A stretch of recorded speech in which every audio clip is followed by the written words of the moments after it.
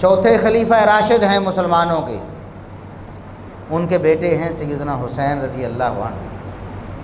اور سیدنا حسین رضی اللہ عنہ چھوٹے بھائی ہیں امیر المؤمنین سیدنا حسن بن علی رضی اللہ عنہما کے۔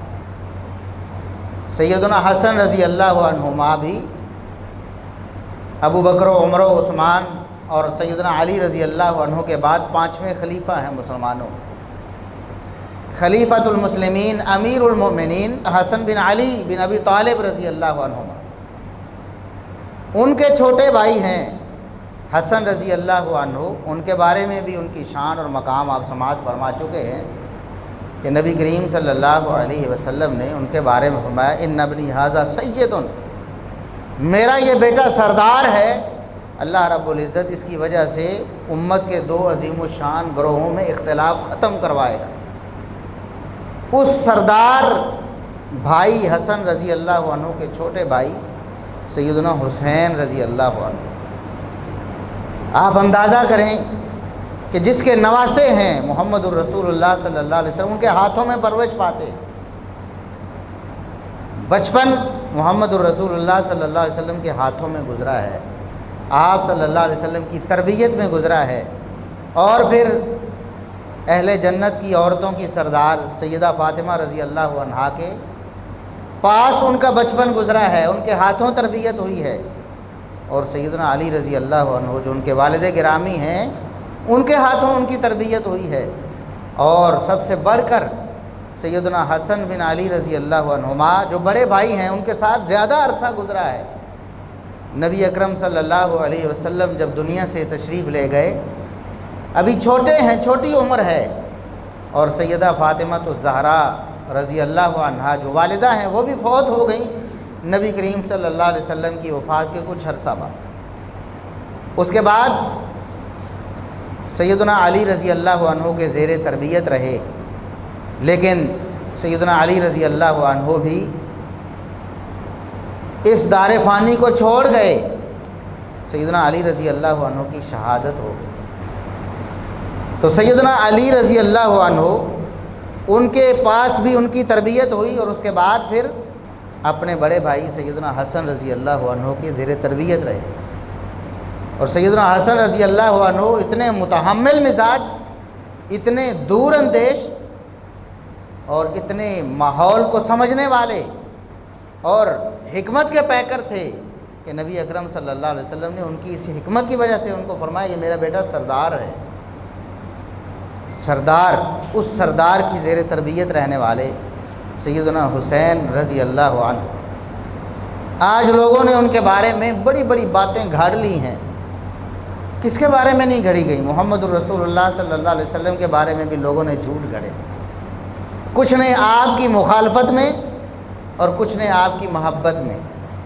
ایسے بھی بدبخت تھے، ایک تو دشمن تھے، وہ تو جھوٹ گھڑ کر آپ کو بدنام کرنا چاہتے تھے، لیکن دوسرے ایسے بدبخت تھے جنہوں نے آپ صلی اللہ علیہ وسلم کی محبت میں غلو کرتے ہوئے آپ کے بارے میں جھوٹ گھڑے۔ اسی لیے آپ صلی اللہ علیہ وسلم نے اپنی زندگی میں اس کی تنبیہ فرمائی تھی کہ من کذب علی متعمدا فلیتبوأ مقعدہ من النار۔ یہ حدیث بہت سے صحابہ کرام سے مروی ہے، درجنوں صحابہ کرام سے، جن میں سے سیدنا علی رضی اللہ عنہ بھی۔ سیدنا علی رضی اللہ عنہ نے بھی بیان کیا ہے کہ محمد الرسول اللہ صلی اللہ علیہ وسلم نے فرمایا کہ جو مجھ پر جھوٹ باندھتا ہے، جان بوجھ کر میری طرف ایسی بات منسوب کرتا ہے جو میں نے نہیں کی ہے، وہ اپنا ٹھکانہ جہنم سمجھے۔ تو کچھ لوگوں نے آپ صلی اللہ علیہ وسلم کی محبت میں جھوٹ گھڑ کر آپ صلی اللہ علیہ وسلم کی طرف منسوب کیے، اسی طرح دیگر لوگوں کے سیدنا علی رضی اللہ عنہ کی شان میں غلو کرتے ہوئے لوگوں نے ایسی ایسی روایتیں گھڑیں، ایسی ایسی باتیں ان کی طرف منسوب کی کہ انسان حیران ہو جاتا ہے کہ ایک مسلمان ایسا سوچ بھی کیسے سکتا ہے۔ الوہیت تک کے دعوے کیے گئے۔ اسی طرح سیدنا حسین رضی اللہ عنہ، ان کے بارے میں بھی لوگوں نے بہت جھوٹ گھڑے، کچھ نے مخالفت میں، اور اکثریت جو مسلمانوں کی اپنے آپ کو مسلمان کہنے والے، انہوں نے محبت میں غلو کرتے ہوئے سیدنا حسین رضی اللہ عنہ کو ایسا بنا کر پیش کیا ہے کہ اسلام کی تعلیمات کے متصادم نظر آتا ہے، ان کی شان میں اتنا غلو کر دیا، حالانکہ قرآن کریم اور رسول اللہ صلی اللہ علیہ وسلم کے صحیح فرامین وہ آپ کی شان کے بارے میں بہت کافی ہیں، ہمیں کچھ اور نہیں چاہیے۔ جب ہمارے پاس اللہ رب العزت کا کلام ہے اور محمد الرسول اللہ صلی اللہ علیہ وسلم کے فرامین ہیں ان کی شان میں جو بالکل ثابت ہیں، بالکل روشن ہیں ہماری رہنمائی کے لیے، پھر ہمیں کوئی ضرورت نہیں کہ ہم جھوٹ سنیں یا جھوٹ گھڑیں ان کی شان کے لیے یا جھوٹ بیان کریں ان کی شان کے لیے۔ ان کی شان اور کچھ نہ بھی ہوتی تو جو باتیں میں نے عرض کی ہیں محمد الرسول اللہ صلی اللہ علیہ وسلم سے ان کا تعلق، آپ صلی اللہ علیہ وسلم کی پیاری بیٹی سے ان کا تعلق، آپ کے پیارے داماد سے، آپ کے چچا زاد سے سیدنا علی رضی اللہ عنہ سے ان کا تعلق، یہی ان کی شان کے لیے کافی تھا کہ ایمان بھی لائے محمد الرسول اللہ صلی اللہ علیہ وسلم پر اور آپ کی خاص رشتہ داری بھی تھی۔ اس سے بڑی اور کیا کسی شخص کی خوبی ہو سکتی ہے اور اس کی خوش قسمتی ہو سکتی ہے؟ کسی انسان کے بس میں نہیں کہ وہ کسی خاندان میں پیدا ہو جائے، یہ تو اللہ رب العزت کی تقسیم ہے، یہ اللہ رب العزت کے فیصلے ہیں۔ کتنی خوش قسمتی ہے کہ ایسے عالی خاندان میں محمد الرسول اللہ صلی اللہ علیہ وسلم کے خاندان میں پیدا ہوئے سیدنا حسین رضی اللہ عنہ، اتنی شان ہی کافی تھی، لیکن ان کے بارے میں اور بھی فضائل ثابت ہیں۔ محمد الرسول اللہ صلی اللہ علیہ وسلم کی زبانی صحیح بخاری میں، صحیح مسلم میں، جامع ترمذی میں، سنن نبی داؤد میں، مسند احمد میں، حدیث کی دیگر کتابوں میں ان کے فضائل بکھرے ہوئے ہیں۔ ایک مسلمان جب رسول اللہ صلی اللہ علیہ وسلم کی سیرت کو پڑھتا ہے، آپ کے فرامین کا مطالعہ کرتا ہے، تو وہ آپ صلی اللہ علیہ وسلم کے نواسے سیدنا حسین رضی اللہ عنہ کی محبت سے لبریز ہو جاتا ہے۔ یہ ممکن ہی نہیں ایک شخص مسلمان ہو، رسول اللہ صلی اللہ علیہ وسلم سے سچی محبت رکھتا ہو، آپ صلی اللہ علیہ وسلم کی تعلیمات کو مانتا ہو، اور اس کے بعد وہ آپ کے نواسا سیدنا حسین رضی اللہ عنہ کے بارے میں اپنے دل میں بغض پال لے، ان سے نفرت کرے یا ان کے فضائل کو ماننے سے انکار کرے۔ ایسا شخص بدبخت، وہ فاسق، منافق ہو سکتا ہے، وہ مومن نہیں ہو سکتا، کیونکہ ایمان کا لازمی تقاضا محمد الرسول اللہ صلی اللہ علیہ وسلم کی محبت ہے، اور آپ کی محبت سیدنا حسین رضی اللہ عنہ کی محبت سے مشروط ہے، کیونکہ آپ صلی اللہ علیہ وسلم نے کیا فرمایا ان کے بارے میں؟ صحیح بخاری میں 5994 نمبر حدیث ہے، 5994 نمبر، سیدنا عبداللہ ابن عمر رضی اللہ عنہما، اس حدیث کو تفصیلی میں آئندہ کچھ دیر بعد بیان کرنے والا ہوں جب ان کی شہادت کا بیان آئے گا۔ ابھی ان کی شان اور فضائل کے بارے میں کہ محمد الرسول اللہ صلی اللہ علیہ وسلم نے کیا فرمایا، عبداللہ ابن عمر رضی اللہ عنہما وہ بیان کرتے ہیں، کس کے بیٹے ہیں؟ عمر بن خطاب رضی اللہ عنہ، اور لوگوں نے جھوٹ گھڑ گھڑ کر صحابہ کرام میں اور نبی کریم صلی اللہ علیہ وسلم کے رشتہ داروں میں اور آپ کے گھر والوں میں اور آپ کے نواسوں اور آپ کے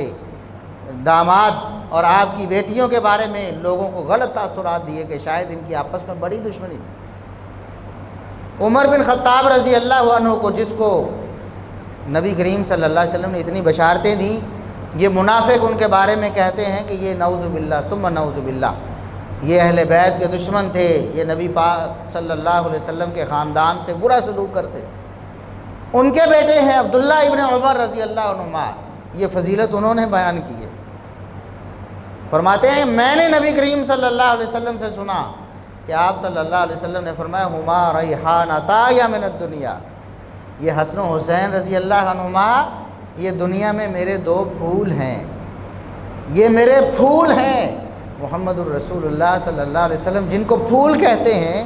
جن سے محبت کرتے ہیں، جن کو چومتے ہیں، جن کو آپ صلی اللہ علیہ وسلم سونگھتے ہیں، ان سے اگر کوئی شخص بغض پال لے وہ محمد الرسول اللہ صلی اللہ علیہ وسلم کا فرما بردار نہیں ہو سکتا، وہ آپ صلی اللہ علیہ وسلم پر ایمان لانے والا نہیں ہو سکتا۔ اور آپ صلی اللہ علیہ وسلم نے ایک موقع پر، جامع ترمذی کی حدیث ہے، آپ صلی اللہ علیہ وسلم نے ایک موقع پر سیدنا حسن و حسین رضی اللہ عنہما کو اپنے دونوں رانوں پر بٹھایا، ایک نواسے کو ایک طرف ایک ران پہ، دوسرے نواسے کو دوسری ران پہ اور آپ صلی اللہ علیہ وسلم نے اللہ رب العزت کو مخاطب کر کے اللہ رب العزت سے یہ عرض کی، اللہ رب العزت سے یہ درخواست کی، فرمایا اللہم انی احبہما، اے اللہ تجھے پتہ ہے کہ میں ان سے محبت رکھتا ہوں، مجھے ان دونوں نواسوں سے، حسنین سے، حسن و حسین رضی اللہ عنہما سے بڑی محبت ہے، اور میں دعا کرتا ہوں اے اللہ تو ان سے محبت کر، میں محبت کرتا ہوں، اے اللہ تو بھی ان سے حسن و حسین سے محبت کر۔ اور یہی نہیں بلکہ اللہ رب العزت سے دعا کی وَأَحِبَّ مَن يُحِبُّهُمَا، اے اللہ تو ان لوگوں سے بھی محبت کر جو ان سے محبت کریں گے، جو حسن و حسین رضی اللہ عنہما سے محبت رکھتے ہیں۔ اللہ کے رسول صلی اللہ علیہ وسلم نے اللہ سے دعا کی کہ اے اللہ تو ان سے بھی محبت کر۔ ایسے نبی کریم صلی اللہ علیہ وسلم کے پیاروں سے اگر کوئی شخص محبت نہ کرے وہ مسلمان کیسے ہو سکتا ہے؟ اس کا ایمان کس کام کا ہے؟ اس کا ایمان اللہ کے ہاں قابل قبول نہیں ہے۔